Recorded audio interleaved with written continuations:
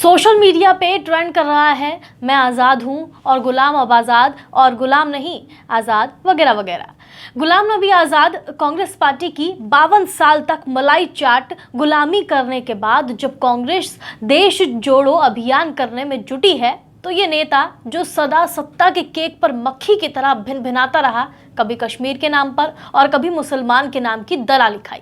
सवाल यह है कि गुलाम नबी आज़ाद ऐसे व्यक्ति के कांग्रेस से इस्तीफा देने से क्या कांग्रेस को नुकसान होगा? कांग्रेस पार्टी ने 1973 में गुलाम नबी आज़ाद को ब्लॉक कांग्रेस कमेटी के सचिव पद पर पदासीन किया। फिर 2 साल के भीतर उसको जम्मू कश्मीर प्रदेश युवा कांग्रेस के अध्यक्ष बनाया। 1980 में अखिल भारतीय युवा कांग्रेस का अध्यक्ष और 1980 में महाराष्ट्र के वाशिम से सांसद बनाया। गुलाम नबी 1982 की इंदिरा सरकार में आप मंत्री का पद भूल गए क्या? पीवी नरसिम्हा राव की सरकार में संसदीय मामलों और नागरिक उड्डयन मंत्रालय, 1996 से लेकर 2008 तक जम्मू कश्मीर से राज्यसभा, 2 नवंबर 2005 को जम्मू कश्मीर के मुख्यमंत्री डॉक्टर मनमोहन सिंह के नेतृत्व में दूसरी यूपीए सरकार के दौरान स्वास्थ्य मंत्री, 2014 में जब नरेंद्र मोदी की सरकार बनी तो राज्यसभा में विपक्ष का नेता।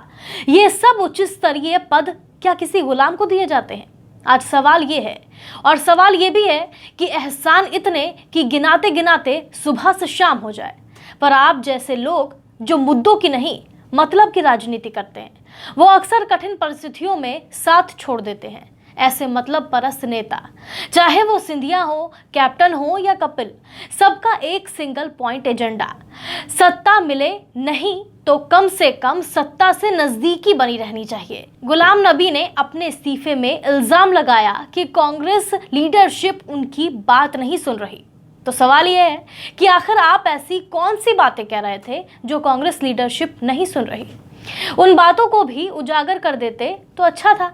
बकौल आपके, कांग्रेस 2014 के बाद से ही दिन पर दिन दिशाहीन होती गई, लेकिन इस दौरान आप 2021 तक अपने राज्यसभा कार्यकाल में इसी कांग्रेस पार्टी की बदौलत विपक्ष के नेता रहे।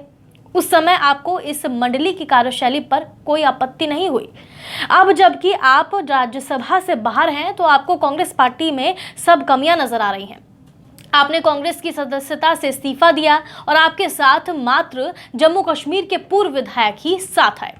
कांग्रेस का कोई भी बड़ा नेता आपके साथ नहीं खड़ा हुआ।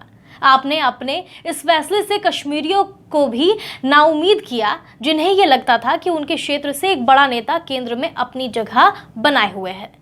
अब वही नेता केंद्र की राजनीति छोड़कर एक क्षेत्रीय पार्टी बनाएगा। जम्मू कश्मीर के पूर्व मुख्यमंत्री और आपके मित्र डॉक्टर फारूक अब्दुल्ला ने भी आपके कांग्रेस छोड़ने पर दुख जाहिर किया।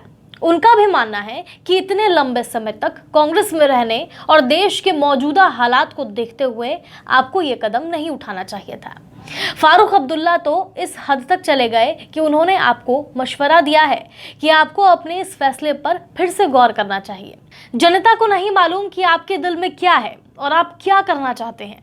इस दलदल की राजनीति या राजनीति की दलदल का अंत कहाँ होगा, देखेगा भारत। जय हिंद।